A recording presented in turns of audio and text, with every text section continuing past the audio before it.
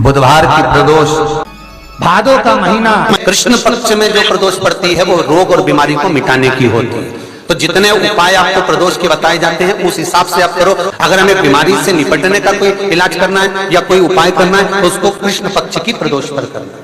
बुधवार की प्रदोष, भगवान शंकर ने माता पार्वती से कहा था, पार्वती जब मनुष्य रोग से ग्रसित होगा, यह मानव का शरीर जब रोगों से घिर जाएगा, तब तेरे फेंके हुए कुंदुक नाम का अगर वो स्मरण करेगा और कुंद का ईश्वर का नाम लेकर एक लोटा जल लाल चंदन मिलाकर मेरे शिवलिंग पर समर्पित करेगा तो वो रोग से मुक्त हो जाएगा। बुधवार की प्रदोष पड़ती है तो शिव रजत भवन में निवास करते हैं। जैसे हमारे यहाँ झाड़ू की महत्वता कही, जो झाड़ू होती है, बुआरी होती है, जिस झाड़ू को अपन झाड़ते हैं, ये महाराज 3 जगह पर नहीं रखना चाहिए।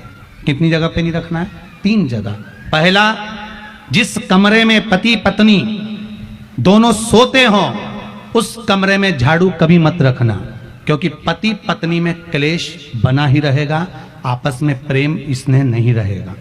जिस कक्ष में पति पत्नी सोते हों रहते हों उस कमरे में झाड़ू कभी नहीं होना चाहिए, बुआरी नहीं होना चाहिए। दूसरा, जिस कक्ष में हॉल में लोग आकर बैठते हों और वहां कोई सोफा सेट लगा हो, कोई पलंग लगा हो, उस पलंग के नीचे, उस सोफे के नीचे झाड़ू नहीं होना चाहिए। सास और बहू का संबंध अच्छा नहीं रहता, विवाद होगा ही, ये पक्का है। तीसरा, अन्नपूर्णा का स्थान जहां पर भोजन बनता है, आप भोजन करते हो, रसोई घर में झाड़ू नहीं होना चाहिए। कारण बच्चों में क्रोध आएगा, चिड़चिड़ प्रवृत्ति बनी रहेगी और बेटा और बेटी संबंध आप करना चाहते हो समाज में, और बच्चे गलत जगह पर संबंध करने के लिए आतुर रहेंगे। इसलिए रसोई घर में बुआरी झाड़ू नहीं होना चाहिए। बुधवार की प्रदोष कामना की पूर्ति करते हैं। श्री शिवाय नमस्तुभ्यं। 3 तिथियां, पहला प्रदोष, दूसरी शिवरात्रि और तीसरे नंबर पर आती है सोमवार की अष्टमी।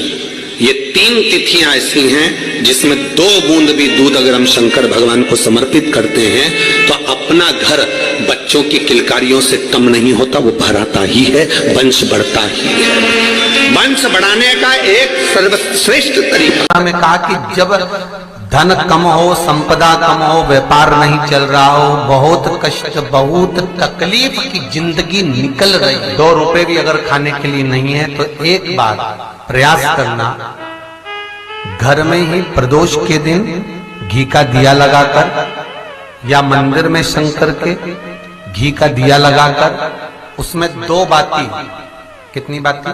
2 बाती, चाहे तुम लंबी रख लो चाहे गोल रख लो, पर रखना 2 ही बाती। घी का दिया लगाकर दुख दहन स्तोत्र का पाठ कर, दारिद्र दुख दहन स्तोत्र का पाठ बाजार में किताब मिल जाएगी, नहीं मिले तो मोबाइल पर सर्च कर लेना, उसमें निकाल लेना, उसका पाठ करो। कम से कम 5 प्रदोष तो करो। और बाबा विश्वास रखना शिव महापुराण पर, अगर पहली प्रदोष पर ही आपने अगर घी का दिया लगाकर आसन लगाकर शंकर के सम्मुख में प्रदोष के दिन प्रदोष काल में शिव की पूजन कर दारिद्र दुख दहन स्तोत्र का पाठ चालू कर दिया तो विश्वास रखना कि 5 प्रदोष तक तो बाबा खुद करुणा कर देगा। सर आपको मुड़कर नहीं देखना पड़ेगा, नौकरी नहीं लग रही, सर्विस नहीं लग रही, परास्त हो चुके हैं, फॉर्म भर भर कर, दुनिया के हाथ जोड़ जोड़ कर, एक बार महादेव के हाथ जोड़, एक बार उससे कह शब्द लिखकर, अक्षर लिखकर, उस पर एक बेलपत्र समर्पित कर शिव जी से अपनी कामना कर जो प्रदोष के दिन, प्रदोष काल के अंतर्गत बेलपत्री के वृक्ष की पूजन कर ये नाद कर ओम अक्षर का नाद कर स्मरण कर आता है। ज्यादा से ज्यादा कहेंगे तो 4 दिन, 5 दिन में या 6 दिन में मेरा देव अधिदेव महादेव जो समस्या और टेंशन जिंदगी में चल रहा होता है उससे थोड़ा बहुत तो निजात मेरा देव अधिदेव महादेव उसी समय करना प्रारंभ कर। वास्तु दोष हो गया, काल सर्प दोष हो गया, एक बीमार पड़ता एक ठीक होता, फिर बीमार पड़ता फिर ठीक होता, फिर बीमार पड़ता फिर ठीक होता। शिव महापुराण की कथा कर रही है, शंकर भगवान का चरित्र कर। कृष्ण पक्ष में जो प्रदोष पड़ती है, एक पीपल के पत्ते पर कनेर का पुष्प अपने घर के अंदर रख लीजिए प्रदोष के एक दिन पहले, और प्रदोष वाले दिन उसको बहते हुए पानी में डाल दीजिए। जिंदगी में जो तुम्हारे यहाँ तकलीफ चल रही है, एक उठ रहा है, एक बैठ रहा है, एक बीमार पड़ रहा है, एक ठीक हो रहा है, फिर बीमार पड़ रहा है, फिर ठीक हो रहा है, ये ठीक हुआ, फिर इसको हो गया, फिर इसको कुछ हो गया, फिर किसी को कुछ हो गया, अर्थात शिव का नाम। और फिर ही ध्यान देना, इस क्रम को करने के लिए आपको तुम रुकेश्वर महादेव का नाम लेना। जिस प्रदोष व्रत का हम वर्णन करते हैं, जिस प्रदोष के दिन का आपको बधाई कल हमने दी थी कि प्रदोष की आपको बधाई हो, प्रदोष शाम का जो समय होता है, प्रदोष काल जो होता है, उसका वर्णन जब हम करते हैं, ये प्रदोष की पूजन का विधान किसने बनाया, ये प्रदोष की पूजन का नियम किसने बनाया, ये प्रदोष की संध्या काल का, प्रदोष के समय का पूजन का विधान कौन बनाया, ये प्रदोष के समय पर एक बेलपत्र चढ़ाने का विधान किसने बनाया, प्रदोष के समय पर एक समीपत्र चढ़ने का विधान किसने बनाया, प्रदोष के समय पर अगर मान लो कोई भिखारी से भिखारी व्यक्ति भी है जो ठेला चला रहा है, उसके पास में खाने के लिए कुछ नहीं है, फटे कपड़े पहन रहा है, उसकी जिंदगी में कुछ भी नहीं बचा और कर्जे में लतालूम हो गया, एक चावल का दाना अगर वो प्रदोष के दिन, प्रदोष काल में शाम के समय पर शंकर के शिवलिंग पर चढ़ा देता है, तो 3 या 4 प्रदोष में उसका कर्जा चुकना प्रारंभ हो जाता है। प्रदोष का विधान, इतना ये प्रदोष का वर्णन करा किसने, इतना प्रदोष की महत्वता बताई किसने, कौन करे इतना वर्णन। अगर प्रदोष की महत्वता बताने वाला कोई है,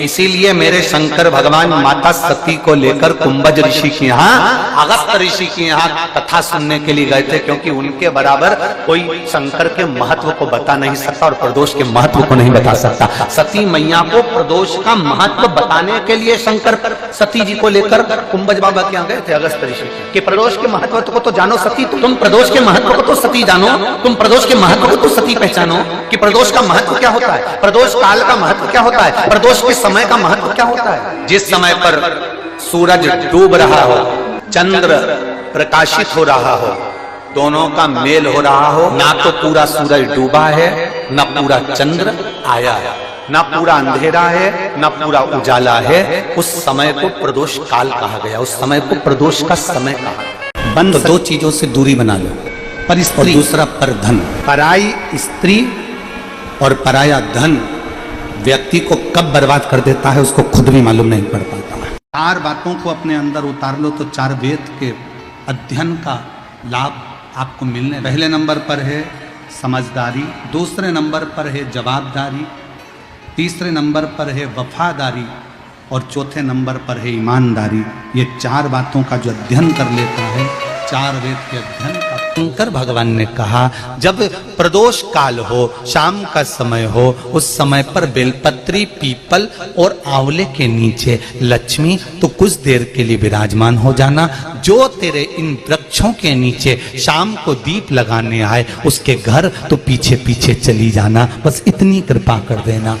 तो महाराज प्रदोष के दिन, प्रदोष काल में बेलपत्री के पेड़ के नीचे एक जो पत्ता आपके पास में हो, पान का मिल जाए तो पान का, पीपल का मिल जाए तो पीपल का, बेलपत्र का मिल जाए तो बेलपत्र का, उस पत्ते पर मात्र थोड़ा सा शहद और 7 दाने चावल के रखकर घी का दिया लगा दो महाराज, और थोड़ा सा जल हाथ की अंजलि में लेकर भगवान देवाधिदेव महादेव का स्मरण कर कर कि इस बेलपत्री के वृक्ष के नीचे माता लक्ष्मी, पार्वती, सरस्वती विराजमान है।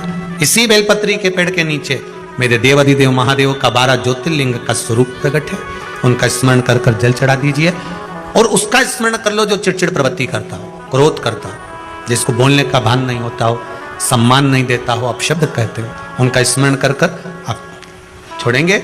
एकदम एक प्रदोष करेंगे, दूसरे प्रदोष तक तो आपको कोई दिक्कत ही नहीं है। 2-3 प्रदोष कर कर देखिए, बाबा कृपा। बच्चों को पढ़ने का कह रहे हो, पढ़ने बैठो, पढ़ने बैठो, पढ़ने बैठो, पढ़ने बैठो, तो एक आध प्रयास बच्चों के लिए भी कर लिया करो कि भाई ठीक है, बच्चे लोग विद्या में प्रबल हो। शिव उपासना का जो फल है वह 1000 गुना। प्रदोष का दिन, प्रदोष काल, शाम का समय, भगवान देवाधिदेव महादेव, माँ जगतजननी पार्वती जी के साथ में, अगर प्रदोष का व्रत नहीं कर सकते, प्रदोष के दिन आप व्रत नहीं कर सकते, मान लो आपसे भूखा नहीं रहा जाए, प्रदोष का व्रत नहीं कर सकते, प्रदोष के दिन आप भूखे नहीं रह सकते, मंदिर भी नहीं जा सकते, दिया भी नहीं लगा सकते, तो शिव महापुराण की कथा कि प्रदोष के दिन, प्रदोष काल में अपने ही दरवाजे के पास देवाधिदेव महादेव का स्मरण कर लक्ष्मी की वृद्धि, कार्य सिद्धि के लिए, संपदा को प्राप्त करने के लिए आप अपने ही दरवाजे के पास में एक दीप लगा सकते हो। कौन से दिन? प्रदोष। नारी नींबू काटे, फल काटे, पपीता काटे, कोई भी तरबूजा खरबूजा कोई भी फल को अगर स्त्री काटती है, कोई भी फल काटा, भले उसमें सेब काटा हो, चाहे तरबूजा चाहे खरबूजा, चाहे जो फल को, जाम को, जामुन को आदि जो भी फल को वो काट रही होती है, तो क्रम है हमारे स्कंद पुराण कहती है, नारी अगर पूरा खड़ा फल काटती है तो स्त्री को या तो कमर, घुटना या पीठ या सर दर्द रहेगा ही, या भुकुटी का दर्द रहेगा, ये उसको बना रहता है। आखा फल अर्थात फल को खड़ा काटा, तो इसलिए स्त्री जब भी फल काटे तो जो फल आड़ा होता है, जैसे नींबू खड़ा है तो उसको आड़ा भाग में काटा जाए, कोई सेब है उसको चक्कू थोड़ा सा आड़े भाग में लगा दो, कोई तरबूजा खरबूजा है कोई बड़ा फल है उसको आड़ा भाग में काटिए। खड़ा काटेगी तो स्त्री को शरीर का कष्ट रहेगा ही, या घुटने दुखेंगे, कमर दुखेगी, पीठ दुखेगी, कंधा दुखेगा, सिर दुखेगा, या फिर ये भुकुटी का दर्द, यहां से वो कहते हैं माइग्रेन का दर्द कहते, क्या बोलते हैं उसको, आधा सीसी का वो रहेगा ही। श्री शिव चालीसा। जय गणेश गिरिजा शुभन मंगली मूल सुजान, कहति अयोध्या दासी तुम देहु अभय बलिदान। जय गिरिजापति दीन दयाला, सदा करति संतन प्रतिपाला। भाले चंद्रमा सोहतनी के, कानन कुंडल नागी फनी के। अंगी गौरी शिव गंगे बहाए, मुंडी माले तनि छाड़ी लगाए। बस्ती खाल बाघंबर शोहे, छवि को देखे नाग मन मोहे। नैना मातु की हवे दुलारी, बामे अंग सोहत छवि न्यारी। कर त्रिशूल सोहत छवि भारी, करति सदा सतुरन छयकारी। नंदी गणेश सोहे तह कैसे, सागर माध्य कमल है जैसे। कार्तिक श्याम और गणराऊ, या छवि को कहीं जात न काऊ। देवन जब ही जाए पुकारा, तब ही दुखी प्रभु आप निवारा। किया उपद्रव तारकी भारी, देवन सब मिली तुम ही जुहाई। तुरन सरानन आप पठायो, लवनी में से महामारी गिरायो। आप जलंधर असुर संहारा, सुयसि तुम्हारा विदित संसारा। त्रिपुरासुर सन युद्ध मचाई, सब ही कृपा कर लीने बचाई। किया तपहि भागीरथी भारी, पूरब प्रतिज्ञाता सुपुरारी। दीनन मह तुम सबको नाही, सेवक स्तुति करत सदाही। वेद नाम महिमा तब गाई, अकथि आनंदी भेद नहीं पाई। प्रगति उडति मंथन में ज्वाला, जरत सुरासुर भय बिहाला। किन्हीं दयात करी सहाई, नीलकंठी तब नाम कहाई। पूजन राम चंद्र जब किन्हा, जीत के लंक विभीषण दिन्हा। सहस कमल में हो रहे धारी, किन्हीं परीक्षा तब ही पुरारी। एक कमल प्रभु राखहु जोई, कमल नयन पूजन चह सोई। कठिन भक्ति देखी प्रभु शंकर, भय प्रसन्न दिए इच्छित वर। जय जय जय अनंत अविनाशी, करत कृपा सबके घटवासी। दुष्ट सकल नित्य मोह सतावे, भ्रमत रहो मोहि चैन न आवे। त्राहि त्राहि मैं नाथ पुकारू, यही अवसर मोहि आने उबारो। ले त्रिशूल शत्रु को मारो, संकट से मोहि आने उबारो। माते पिता भ्राता सब होई, संकट में पूछत नहीं कोई। स्वामी एक है आस तुम्हारी, आए हरहु मम संकट भारी। धन निर्धन को देते सदाही, जो कोई जाचे सो फल पाही। स्तुति कहे विधि करे तुम्हारी, क्षमहु नाथ अब चूकी हमारी। शंकर हो संकट के नाशन, मंगल करन विघ्न विनाशन। योगी अति मुनि ध्यान लगावे, सारद नारद शीस नवावे। नमो नमो जय नमः शिवाय, सूर्य ब्रह्मादि की पार न पाए। जो यह पाठ करे मन लाई, तापर होती है शंभु सहाई। ऋनिया जो कोई हो अधिकारी, पाठ करे सो पावनिहारी। पुत्रहीन कर इच्छा जोई, निश्चय शिव प्रसाद ते ही होई।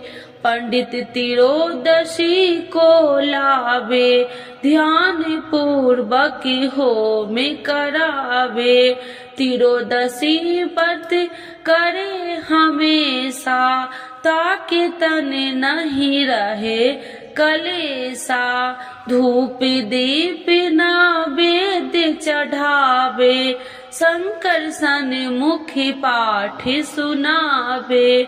जन्म जन्म के पाप नशावे, अंति धाम शिवपुरी में पावे। कहत अयोध्या दासी आसी तुम्हारी, जानी सकल दुखी हरहु हमारी।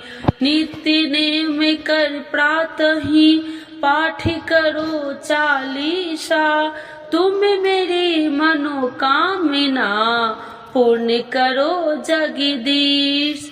माघ छठी हेमंत ऋतु, 164 जान, स्तुति चालीसा शिव ही पुण्य के कल्याण।